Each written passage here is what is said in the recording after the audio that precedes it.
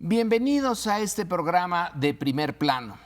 Hoy vamos a abrir con un tema que ocupó las 8 columnas en los periódicos y en la televisión, muchos primeros planos, y en la radio muchos comentarios y fuera también. Es el tema de la Guardia Nacional. Es un instrumento que propuso Andrés Manuel López Obrador para hacerle frente a uno de los grandes problemas inmediatos que tenemos en México, que es la falta de seguridad y la presencia del crimen organizado. Bueno, esto dio lugar a una gran cantidad de opiniones en contra, en favor, y finalmente se resolvió en la Cámara de Senadores, falta la de diputados, pero ahí fue el gran momento en donde las opiniones en pro y en contra a nivel de Congreso, a nivel de sociedad civil, se expresaron y hubo un consenso. Pareciera política realmente moderna la que estamos viendo en México. Eso es lo que está a discusión en la mesa. Pues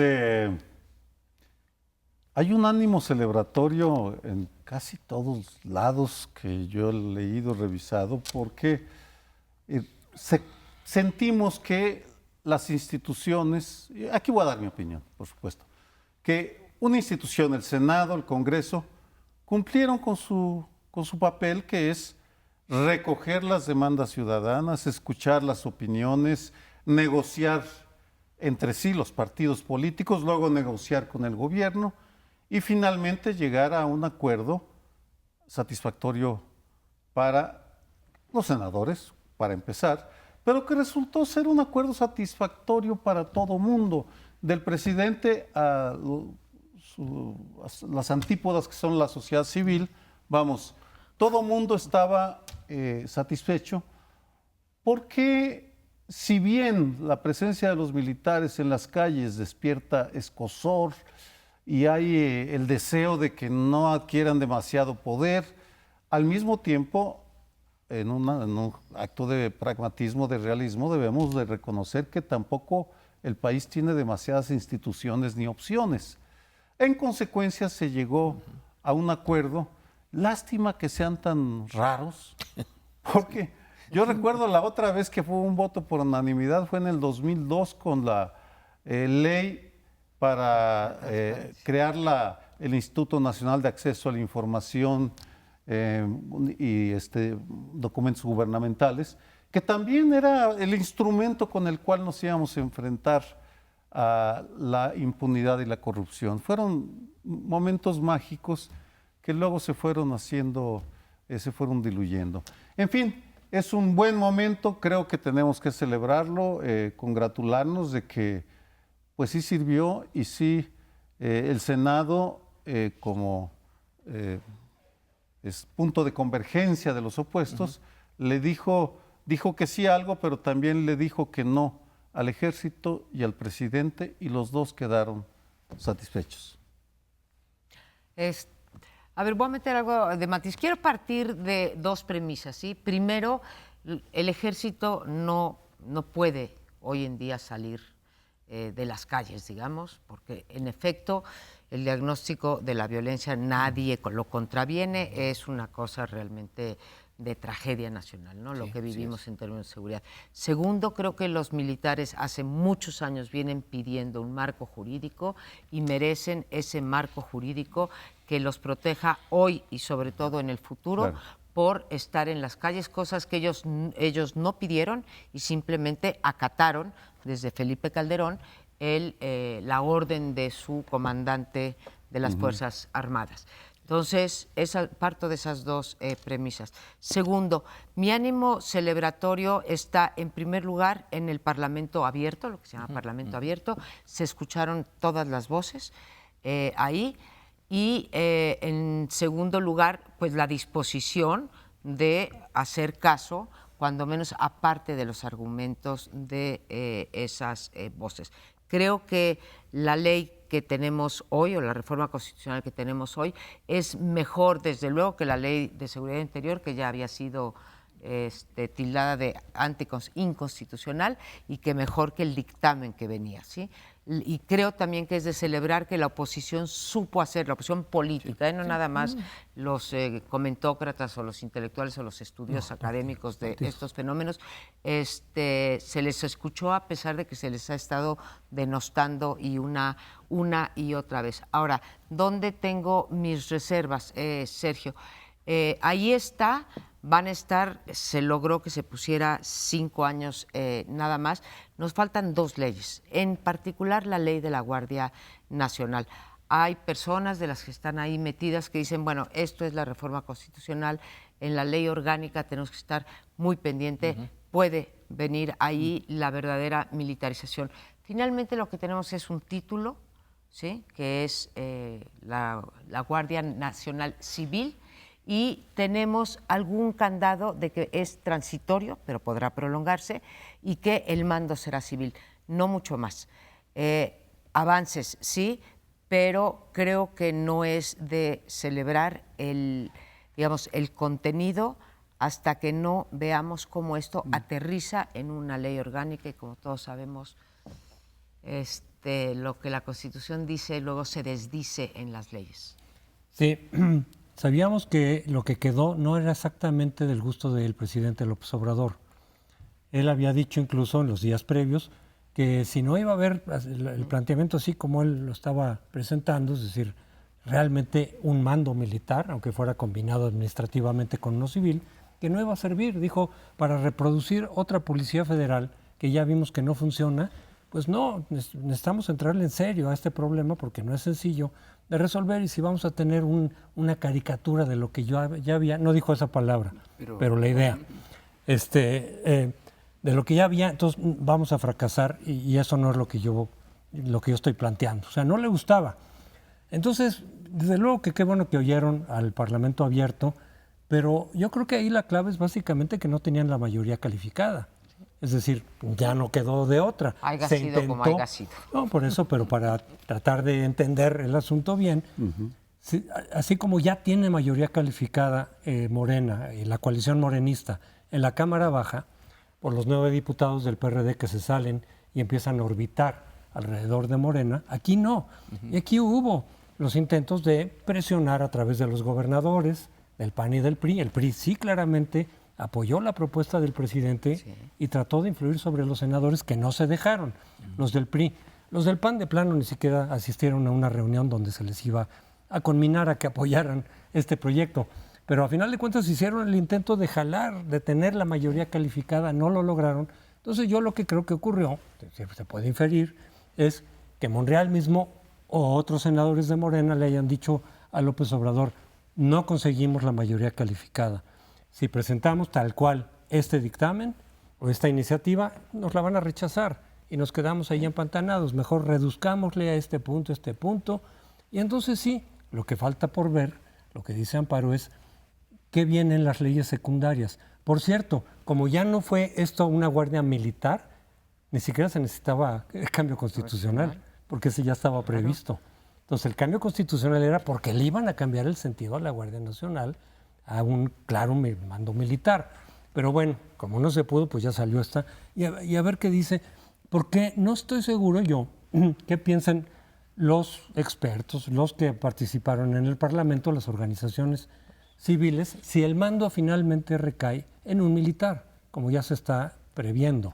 Es decir, un militar retirado o en licencia, con licencia, pero un militar al final de cuentas. Eso puede tener alguna ventaja operativa, pero desde el punto de vista de quienes se oponían al proyecto original, yo no he visto todavía reacciones, más que de 1 o 2 que han dicho, oye, todo apunta a que puede ser un militar. Lo estuvo como anunciando un poco Durazo como que el viernes mismo adelantó que podía ser perfectamente. El propio López Obrador lo dijo. Y el propio López Obrador también, así es, sí, como de que puede ser un mando militar con la figura que no contradiga la ley, retirado o con licencia, pero para todo su efecto práctico sería un militar. Eso repercutiría negativamente en lo que estaba pensado por parte de expertos, organización civil y oposición, o no es incompatible, no lo sé. Bueno, aclarar una cosa, Amparo. Sí. y aclarada para mí, hasta donde yo entiendo, lo de los 5 años de limitación es la acción del ejército, no lo de la Guardia Nacional. Así es. La Guardia Nacional, es que como lo dijiste, se por eso. pudo haber Corrijo, entendido que la Guardia corrijo, Nacional Lorenzo. sería efímera. No, la Guardia No, no. Nacional va hasta que... La militarización de la Guardia Nacional. El ahora, componente militar. la parte...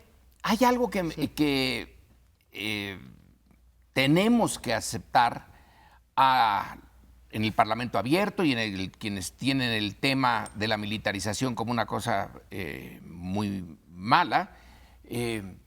Yo todavía tengo problemas con el concepto de militarización. ¿Qué es cómo lo usamos? Como todos los conceptos de ciencia social, los podemos usar de diferentes maneras.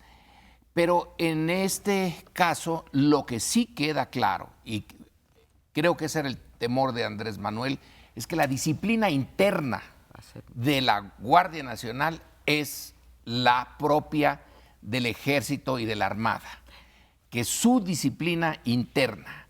Ahora, hay algo en la información que no me quedó claro. Dice, no usarán armas que son de uso exclusivo del Ejército. Ahí tengo un problemón, Claro. porque resulta que el crimen organizado usa armas que son del uso exclusivo del Ejército y mejores todo. incluso que las del Ejército. Si tú les vas a dar unas armas más light, entonces yo creo que está en desventaja la Guardia Nacional. Ese punto no lo entendí, no era necesario ponerlo.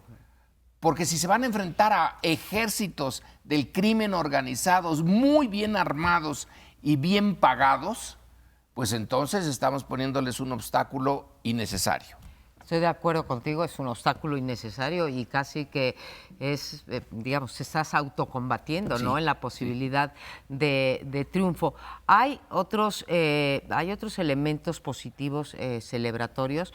En el dictamen original venía que pues las faltas a la disciplina militar se juzgarían bajo el fuero militar, que aunque no existe, pero bueno, el fuero militar, ¿no? Bajo las leyes militares. También eso lo quitaron. Todos van a ser juzgados por los juzgados civiles, cosa que es muy importante, que hay que reconocer como un avance. Pero regreso al tema, y sí estoy de acuerdo con lo que el concepto de militarización pues es muy difícil, ¿no? Pero regreso al tema de la ley orgánica, porque la ley orgánica solamente requiere, José Antonio dice, pues se vieron obligados a ceder porque si no, no hubiera pasado ninguna reforma constitucional. Cuando venga la ley orgánica, donde van a estar los detalles, y donde vamos a ver cómo es la disciplina, quién los forma, en fin, todas las cosas de verdad operativas, ¿sí? Violación de derechos humanos, etcétera, ¿sí? Van a venir allí y ahí nada más necesitas la mayoría absoluta que la tienen, pero de sobra los morenistas. Entonces, nada más mirar con lupa es todo. Mira, Gracias, María Par, tienes razón y podríamos pronosticar el apocalipsis en sus múltiples manifestaciones o el Cosa Olimpo, que no estoy haciendo. el paraíso. La lección que nos deja es que al tercer mes del gobierno de López Obrador funcionó la política en el sentido de que las mayorías, Morena tiene la mayoría, aceptémoslo, en diferentes ámbitos, fue frenada por unas minorías políticas, por la opinión pública, la comunidad internacional. Sí. Y esa es la gran lección. Vamos, nadie nos va a garantizar que a partir de ahora todo va a ser maravilloso y no se van a violar los derechos humanos y los malos aprenderán la lección y se harán buenos. Nada de eso. Se vienen años de una dialéctica de enfrentamiento en los espacios públicos porque hay guerra, y eso aunque no les guste, hay guerra. Y segundo, una discusión muy intensa sobre los instrumentos que se van a estar usando. Y habrá momentos duros para todo mundo, pero si logramos preservar ese espíritu, al menos esa es mi actitud, pues adelante vamos a confrontarnos en el terreno de la política y de las ideas y pues que se imponga el que tenga la razón y la fuerza. Bueno, se nos acabó el tiempo, vamos a un corte, espérenos un minutillo y volvemos. Estamos de regreso y en este bloque vamos a tratar otra reforma constitucional que desgraciadamente no recibió la misma atención ni tampoco el mismo tratamiento en el Parlamento que la que acabamos de discutir de la Guardia Nacional. Y es una reforma muy importante porque tiene que ver con la justicia y con lo que le puede pasar a cualquier ciudadano, a veces nada más a los criminales duros, pero que le puede pasar a cualquier delincuente, digamos, menor. Se trata de la reforma al artículo 19 que ha ampliado el catálogo de aquellos delitos que no o que van a tener prisión preventiva porque así lo marca la ley. Esto es que no van a poder llevar a cabo sus procesos en libertad. Y se amplía este catálogo de delitos también, como en el caso de la Guardia Nacional, contra la mejor opinión de los expertos internacionales y nacionales en materia de crimen, y que también va en contra de lo que ha sido el derecho internacional, cómo ha evolucionado. Han ampliado 9 delitos que no merecen o que merecen prisión preventiva, que son los feminicidios, que nos puede parecer realmente un crimen horrendo, o el abuso, el abuso a los pequeños, el abuso sexual a los menores de edad, la pederastia, o cuestiones como, por ejemplo, los feminicidios. Pero también el robo en casa habitación, también los delitos de corrupción, o también el robo de hidrocarburos, o, en fin, son 9 los que tenemos allí. Y el problema de esto es que una acusación, obviamente sustentada, si el juez decide darte una orden de aprehensión, no podrías tú alegar, decir, oye, aquí hay una persecución política, o aquí no hay suficientes pruebas, o aquí están las contrapruebas, y te irías de inmediato a la prisión preventiva. Esto tiene 2 problemas: uno, el de la violación de los derechos humanos; 3 problemas en realidad tiene. 2, los desniveles entre este tipo de delitos. Una cosa es el crimen organizado o el feminicidio, y una cosa muy diferente es el robo a casa, a habitación. Y 3 es si esto se puede considerar una violación a lo que en la gran mayoría de los países democráticos sería el debido proceso. Entonces, ahí está esta discusión que puede llevar pues a que otra vez las cárceles se llenen de delincuentes menores que no son, acaban siendo delincuentes mayores. María Amparo, es que dices que hubo discusión. De hecho, el problema es que no hubo discusión. No hubo, por eso no recibió el mismo tratamiento. No hubo discusión porque, como en muchos otros países, puestos en el dilema de los derechos humanos y la seguridad, optan por la seguridad. Y eso es lo que está pasando en México, que, bueno, ¿cómo que van a estar en libertad los que matan a una mujer o violan a un niño? Pues que los metan a la cárcel, obviamente. A mí me parece que más allá de que pueda uno discutir el por qué sucedió esto y si es correcto o incorrecto, me parece que esto nos lanza a una tarea múltiple que tiene que ver con lo que nos prometieron López Obrador y Durazo, una reforma de seguridad integral, porque pues van a tener que limpiar las cárceles, porque si no van a meter a las cárceles, que ahora son universidades del crimen, a delincuentes que tal vez no lo sean. Segundo, van a tener, o vamos a tener, aquí tenemos que hablar en plural, vamos a tener que vigilar el sistema de justicia, al Poder Judicial, que está bastante corrompido, y al servicio en muchas ocasiones de los criminales.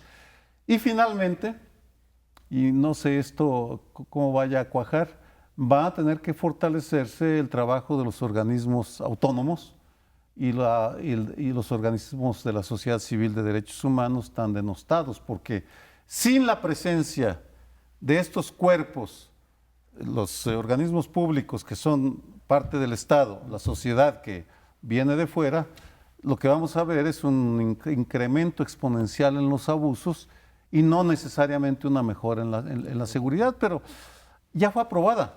Más bien pensemos en el debate que se nos viene y que gira en torno a estos y otros temas. Ahora, si el país va en serio, es decir, no solo el gobierno, si la sociedad va en serio a enfrentar corrupción en poder judicial, en cárceles, crimen organizado, pues se nos vienen, como decía lo que he pasado, años muy intensos, porque no va a ser fácil lograr todo al mismo tiempo. Obviamente que hay crímenes que tienen que, aunque no se haya probado, aunque todavía el juez no haya dado su veredicto, no se puede dejar al sospechoso en libertad porque se va ya sea porque es culpable o si es inocente porque considere que no se le va a hacer justicia. Entonces, el decir no a la prisión preventiva en general, pues tampoco es solución, pero a mí no me gustaría que me robaran mi casa, desde luego. Y la verdad es que si agarran a alguien robando en mi casa, pues no me sentiría yo del todo mal que fuera a dar, entre que son peras o son manzanas, a la prisión preventiva. Pero esta prisión puede durar mucho tiempo y al final algunos pueden ser declarados inocentes. Es un tema largo que se ha debatido en el mundo occidental, por lo menos por mucho tiempo. Tenemos obras muy buenas sobre crímenes inocentes o crímenes que se hicieron de una manera que no quería hacer daño y terminaron haciendo daño. Uno de los 9 puntos es el de la fraude electoral. Va a estar difícil probarlo, pero entonces si metemos a la prisión preventiva a todos los que se sospeche que han cometido fraude electoral, bueno, ya iríamos, ya no se puede con ciertos expresidentes, pero también estarían metidos en eso. Entonces no son crímenes de la misma naturaleza, el feminicidio, que el fraude. El fraude le hace daño a la sociedad en su conjunto, pero no merece el mismo tipo de reacción, y meterlo en la cárcel de entrada, cuando puede luego mostrar que no hubo tal, o que fue una venganza la acusación, conlleva también las posibilidades de una injusticia. Y aquí dejo esto. Alguien señaló, prefiero que un culpable se quede en libertad a que un inocente le caiga el peso de la ley. Se referían a la pena de muerte, ¿no? Pero también podemos hacer lo mismo en este caso. En el caso del fraude electoral, efectivamente es muy difícil demostrar a veces cuando se hace fraude. Sí, cuando hay delitos electorales, que ya los hay. Es decir, los delitos electorales están tipificados y tienen también penas diferentes. A lo mejor simplemente ahora lo hacen más grave. Pero el fraude electoral, de decir se compra de votos, cuándo es compra de votos o no, el uso electoral o clientelar de los programas sociales, la barrera a veces es muy difícil, porque tú estás haciendo tu trabajo como gobierno, se espera en principio que te puedan retribuir esos programas sociales votando por ti, siempre y cuando no lo condiciones o no sugieras que esto... Pero ahí la línea definitoria, la línea divisoria, a veces es muy borrosa. Se puede prestar a muchas injusticias, ¿no? Y en muchos casos, a lo mejor mapaches que sí estaban haciendo eso, pues pueden caer, y luego cómo lo demuestras también. O sea, esa parte es un poco complicada.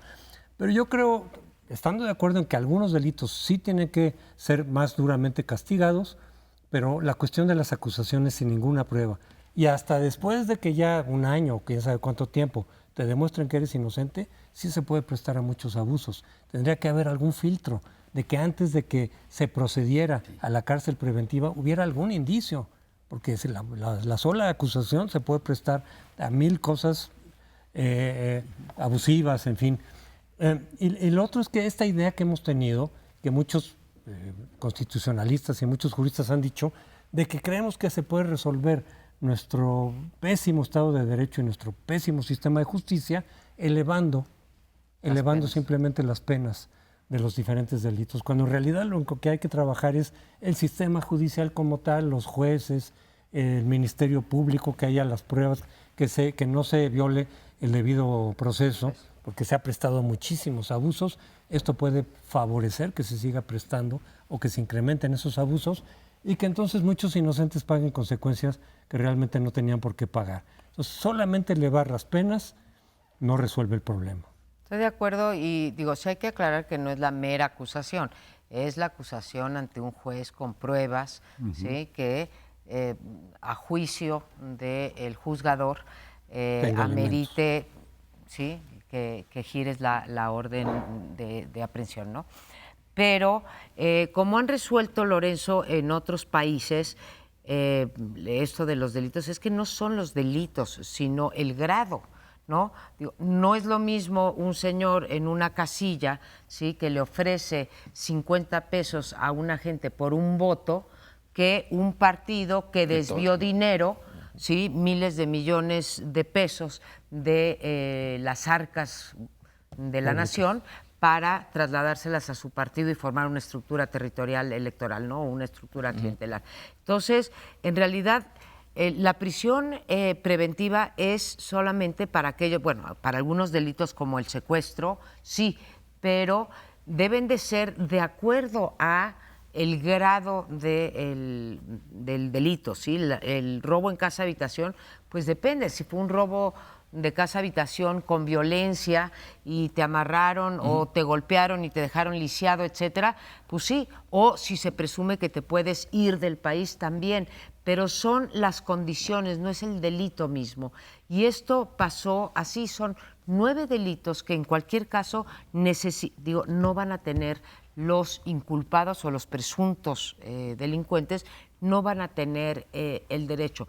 Por cierto, hablando del delito electoral, voy a hablar de 2, el de corrupción y el electoral, que es los que más han llamado la atención. En el caso del electoral, se les tendría que haber ya quitado el registro a todos los partidos que hoy están representados en la Cámara de Diputados, porque todos, sí, cometieron algún fraude electoral y a todos los candidatos, sí.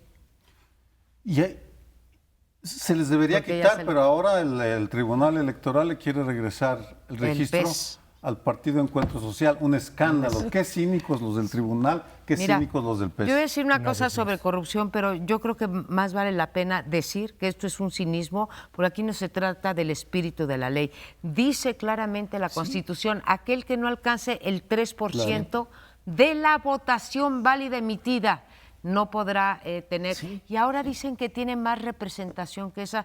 Gracias, Sergio, por traer ese tema a la mesa, pero es escandaloso esto que está pasando.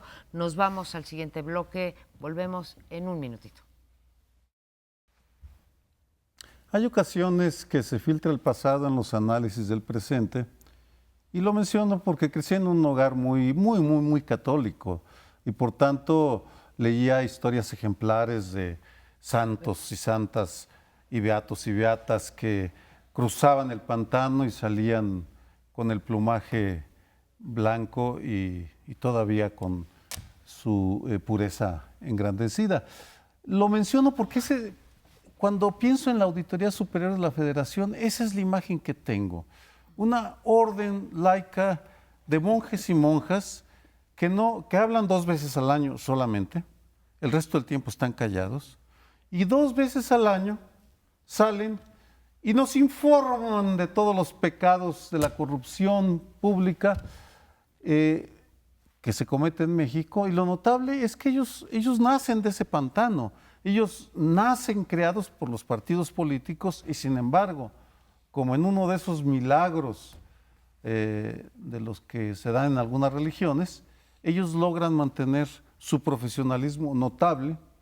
Y esa actitud de santidad se refuerza cuando pienso que lo que tanto trabajo, tanto esfuerzo, no sirve absolutamente para nada, porque ¿cuántas veces no he leído esos documentos y se los he pedido completitos y no hay ninguna repercusión? Y cada año, y ahorita acaba de pasar esa temporada, nos enteramos de 1,001 corrupciones y trácalas cometidas por fulano, sutano, sin que haya ninguna consecuencia. Aquí sí que no hay ni primera, ni segunda, ni tercera, ni cuarta, ni quinta transformación. No hay cambio.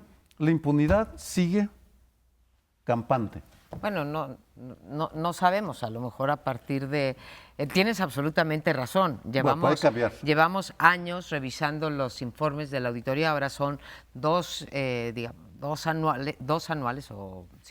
veces al año, y además pueden ir en tiempo real, ya está autorizada, fueron cambios buenísimos que hicieron en el sexenio pasado gracias a la oposición, en donde se pueden hacer ya auditorías incluso en tiempo real, así que estaremos oyendo más de la auditoría. Pero en lo que simplemente no puedo decirte ni un poquito de que estoy en contra de ti, Sergio, es que en efecto no pasa nada. Ahora, la verdad que sí tienen un buen equipo, han seguido trabajando, ha sido una institución que ha trabajado transeccionalmente. Hay que decir que no es una institución del Ejecutivo, pertenece al Poder Legislativo, la Auditoría Superior de la Federación, que tiene un servicio profesional de carrera y que no importa, bueno, sí importa quién esté arriba, pero vaya, ya llevamos varias en donde nos entregan muy buen material para, desde la sociedad civil o desde la academia, se puedan seguir empujando los casos, como fue la estafa maestra. Lo que es más, te diría, Sergio, no es que ellos estén ahí en su castillo de la pureza y diciendo, oye, nos estafaron tantos miles de millones de pesos. Han puesto cientos, literalmente cientos, ya deben de llegar ahora a 1,000, porque yo me quedé en la cuenta hace 2 años o 3 años de 800 denuncias ante la Procuraduría, y la Procuraduría simplemente no actúa. O sea, desde que la Auditoría Superior de la Federación tiene la facultad de presentar denuncias, incluso penales, no solo administrativas, sino penales ante la Procuraduría, lo han hecho. ¿Y saben cuántos de los 800 que yo me quedé? 4 han tenido, y no quiere decir que condenatorios, 4 han llegado a su término. ¿Sí? De todas las 800 que puso la auditoría. Así que creo que el problema lo tenemos en otro lugar. Lo más importante, creo yo, va a ser cuando se presenten las cuentas públicas posteriores, porque ahí nos vamos a dar cuenta, creo yo, qué tanto ha bajado la corrupción, o una parte de la corrupción, que es una porción importante, que es la del sector público, ¿no? Cuántos contratos se dieron sin licitaciones, en cuántos hubo sobrecosto, cuántos no cumplieron con los objetivos que dijeron, todas esas cosas, porque la de este año, como la de los anteriores, en publicidad, se volvieron a hacer los mismos esquemas de la estafa maestra, ya denunciada la estafa maestra. Entonces, sí es terrible, te acompaño en tu dolor. Se supone, aquí hay un conflicto quizá. Desde una óptica de realismo, Andrés Manuel ha dicho que él no está interesado en castigar el pasado. En denunciarlo, sí, porque vaya que sí lo hace, en términos muy generales, pero una y otra vez sale con ejemplos de corrupción del pasado.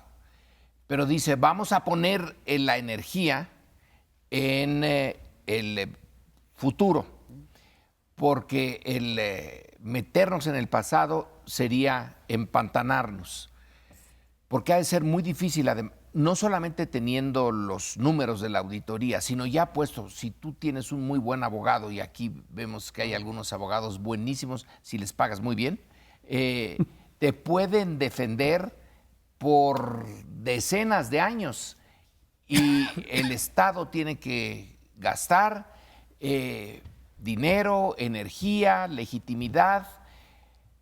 Deberíamos, en el plano ideal, de castigar todos la auditoría a veces señala, faltan tantos. Sí, y puede ser que se expliquen. Sí. Sucedió esto, sucedió aquello, y entonces ya la cifra Hay un periodo, sí. que la auditoría da puede bajar. Sin duda.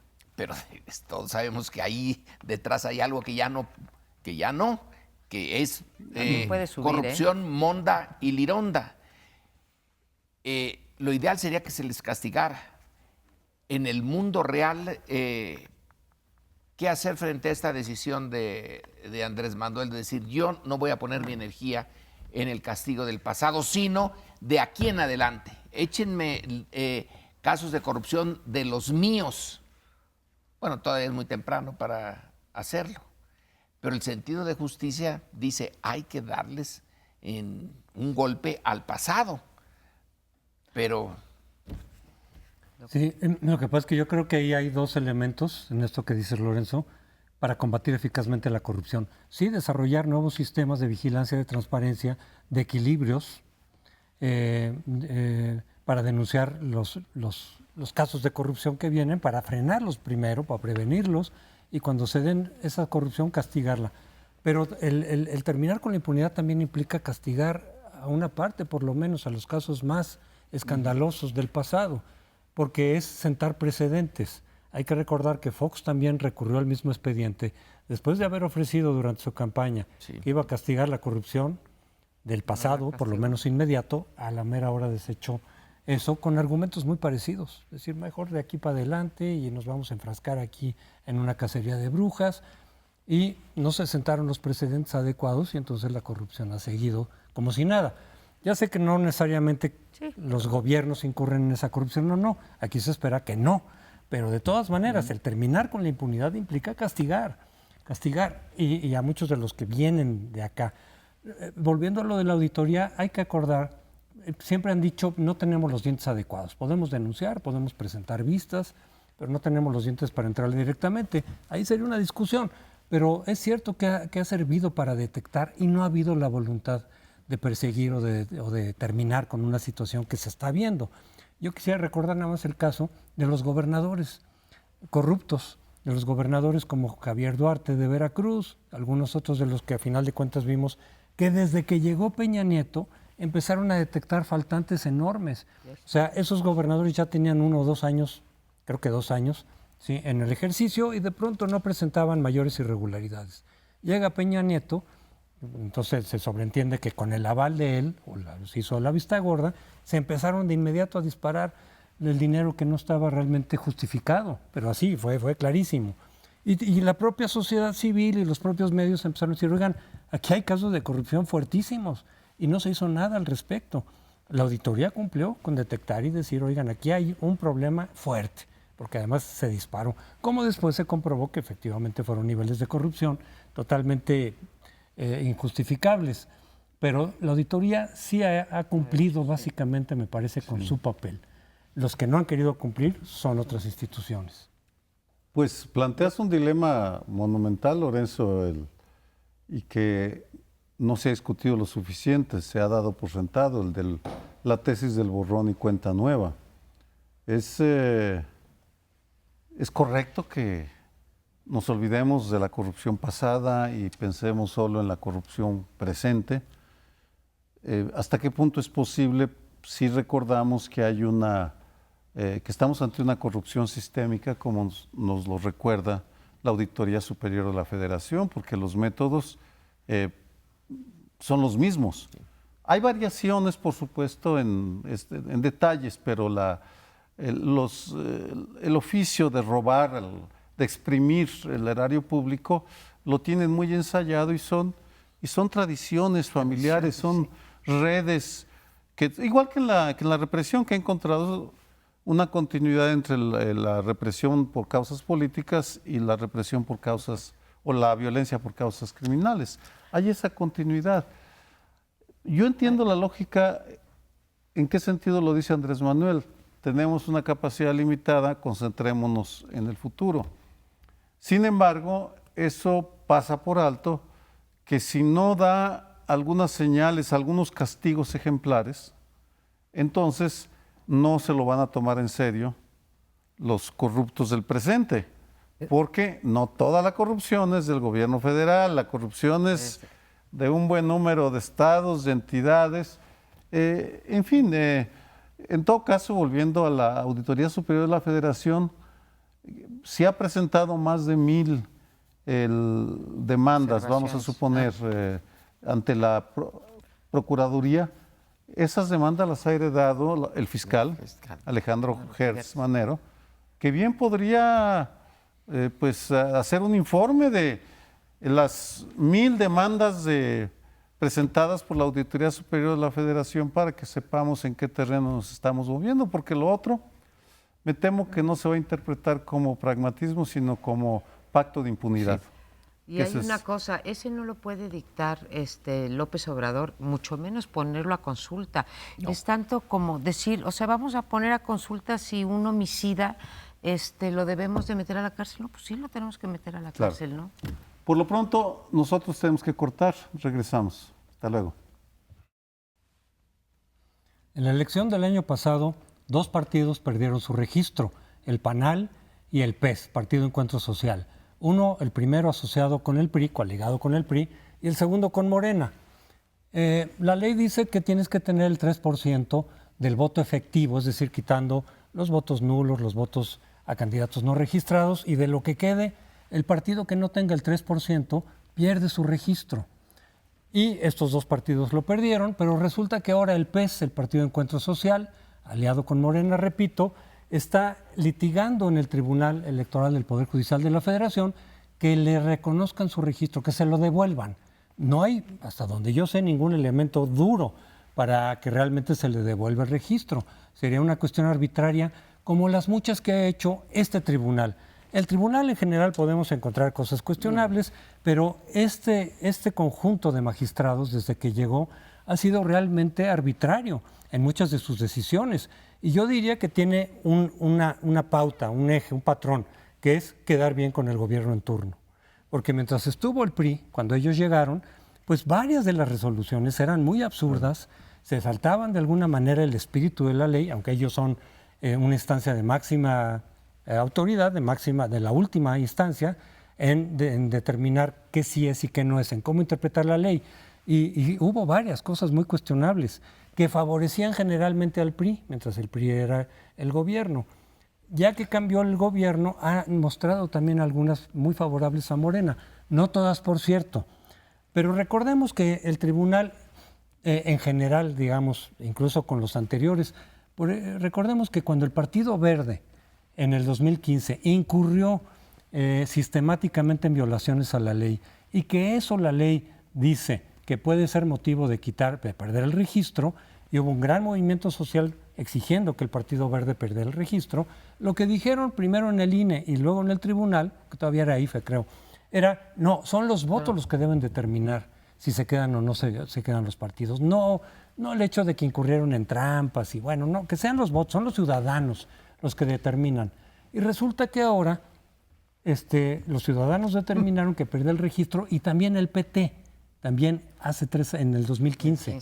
También el PT en el 2015 perdió el registro, y una resolución pues muy, digamos, complaciente, muy blanda del tribunal le permitió volver a competir en una elección extraordinaria y mantuvo su registro. Pero aquí ni siquiera eso con el PES. Aquí ya perdió el registro, ya no hay manera de que lo recupere como en su momento el PT. Y sin embargo, todo parece indicar que quieren regresárselo. Que quieren regresarse y que probablemente tengan los votos. A mí cuando tratamos de un órgano colegiado, y lo entiendo así, pues a los que votaron en contra del dictamen o presentaron una ponencia distinta, pues les da coraje que hablemos del tribunal, ¿no? Porque hay gente que sostenidamente, y si uno revisa las votaciones, pues va a ver que tiene votaciones consistentes con, nuestro mejor leal y entender de las leyes, ¿no?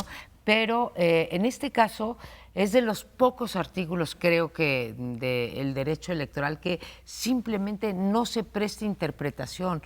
Dice, lo que sacaste en la elección, sacaste 3% o no sacaste. Ni siquiera fue el 2.9 ni nada. No, sacó el 3%, no hay tu tía. Tendría que perder el registro. En el de Aguascalientes, que era el mismo tribunal básicamente, hicieron una artimaña, le taparon el ojo al macho, ¿sí? Anularon un distrito en la elección de Aguascalientes, y gracias a eso se repitió la elección. El PRI, curiosamente el PRI, que después le vino como boomerang, el PRI logró que se anulara la elección pensando que el PT iba a quedar agradecido con el PRI, pero mira cómo son las cosas, después quedó agradecido con Morena y se pasó a sus filas, ¿no? Ahora ni siquiera eso. Se pensó, hay que decirlo, anular una elección en Chiapas para que compitiera solo el del PT y hacer la misma artimaña, pero aquí fueran máscaras. Pero insisto, no todos. Por ejemplo, la expresidenta del tribunal y Reyes Rodríguez, que fue otro, sí votaron en contra, ¿no? Entonces, si hubo gente, bueno, no, todavía no votan, vaya, tienen ponencias en contra, posiciones en contra, diciendo esto simplemente no es de interpretación, tienes o no tienes y se le va a dar, y en este caso, como dice Crespo, se están acomodando a otro poder, antes a Peña Nieto, ahora a Andrés Manuel López Obrador, y creo que flaco favor le hacen a los órganos con autonomía o ramas de poder. 2 comentarios. No entiendo, si Andrés Manuel López Obrador dice que borrón y cuenta nueva del pasado y él sí va a combatir la corrupción del presente, ¿cómo tolera que se dé o no dice algo o no condena este acto de corrupción del Tribunal Electoral para favorecer un partido que quiere seguir con las prerrogativas de manera corrupta? Me parece totalmente incomprensible la incongruencia. Si va en serio de que van a combatir la corrupción, es el momento que Morena debe estar interponiendo un recurso para evitar que esto suceda. No pasa por una razón, fueron aliados y tienen todavía acuerdos, por ejemplo en Morelos. Es una situación rarísima porque el gobernador llegó por el PES, el superdelegado es el presidente del PES en Morelos, pero Morena tiene mayoría en el Congreso y están peleados los diputados de Morena locales con el Partido Encuentro Social. En todo caso, son este tipo de huizaches, dirían los abogados, de machicuepas, de tranzas, lo que mancha esas proclamas de que se quiere la honestidad, porque la impresión que me queda es que la honestidad se hará salvo en aquello que tenga que ver con los partidos políticos. Ahí no lo quieren tocar, no quieren reducir las prerrogativas, siguen idénticas. Lo mismo que recibían más todavía en el 2018, están recibiendo en el 2019. Tal vez ese es el lunar más grave que tiene la Cuarta Transformación, su incongruencia para poder poner distancia. Al no decir, nosotros no compartimos esto, pero sobre ello, silencio absoluto. Bueno, este tribunal, dice Crespo, bueno, no siempre fue así. Y tú, María Amparo, dices, no todos. Pues yo sí pongo al tribunal y en conjunto. ¿Desde hace cuánto tiempo ese tribunal dejó de tener la confianza? ¿Desde la elección del 2006, por lo menos? No, después todavía se reformó, ¿no? Pero ya en el 2006 le dio un golpe tremendo. El tribunal, no dices. El tribunal, el tribunal. El tribunal en general. Sí, en general. Claro. Tienes razón. Cuando dijo, bueno, sí, se fueron, se hicieron cosas muy malas en la elección. Pero no fueron determinantes. Pero pues no fueron determinantes, así que es como si no hubieran hecho nada y la elección sigue. Un tribunal muy bien pagado, muy bien atendido, que es la última instancia. Nadie puede ya sobre una de sus decisiones decir nada. Pero su actitud anterior, su conducta anterior, puede ser que algunos de los miembros sean muy perfectamente claros y honestos, etcétera. Pero el conjunto ya perdió desde hace tiempo su legitimidad, su virginidad. Hace tiempo que es tan difícil conseguirla y tan fácil de perderla. Y una vez que se pierde, ya no tiene uno confianza en ellos, ya no tiene uno. Lo de Puebla, cuando tuvo la decisión en sus manos, quedamos bien claritos que hubo un montón de irregularidades en la elección. Hombre. Y sin embargo el tribunal dijo, bueno, pues está bien, la aceptamos. La presidenta del tribunal entonces, ¿fue o no fue la Ya que...? no. Yo te diría que le costó el puesto haber votado por la... Ella no, ella votó por la anulación. Sí, Pero fue el voto clave. El tribunal en su conjunto la la avaló. mayoría del tribunal avaló. 4 de 3. Y entonces quedan todos manchados. Claro. el prestigio de esto ya se lo llevó el viento y están haciéndolo peor todavía ahora con lo del pez. Están tratando de resucitar a Lázaro. No sacaste el 3%, pero Lázaro, levántate y anda. Pero tiene 43 diputados o 53. El PP. Y además son evangélicos, ¿no? Sí. Entonces, También Yo- violan yo- eso. Dios los va a castigar. Si yo quiero aclarar de lo que dije, no dije que antes el tribunal hubiera sido perfecto, porque en 2006 claramente me parece que su dictamen estuvo de la patada del tribunal. Digo, esta última camada está peor, porque lleva muchísimas. Sí, sí. Aquí es una tras otra, tras otra, tras otra. Y en todo caso, aunque es cierto que en Puebla hubo irregularidades y se podía, y había elementos en principio, el dictamen estaba mal hecho en todo caso, pero habían elementos para anular. De todas maneras, a mí lo que sí me preocupa es que, habiendo sido ese el dictamen, se le haya presionado a la presidenta por el dictamen, porque su voto además fue el que inclinó en favor de que se mantuviera la elección de Puebla, para que dejara de serlo. Entonces, no solamente hay esas incongruencias que señalaba Sergio, sino que de alguna manera se está presionando otra vez al tribunal para que pierda lo poquito de autonomía que tenga. Pero en fin, nos vemos el próximo lunes aquí en Primer Plano.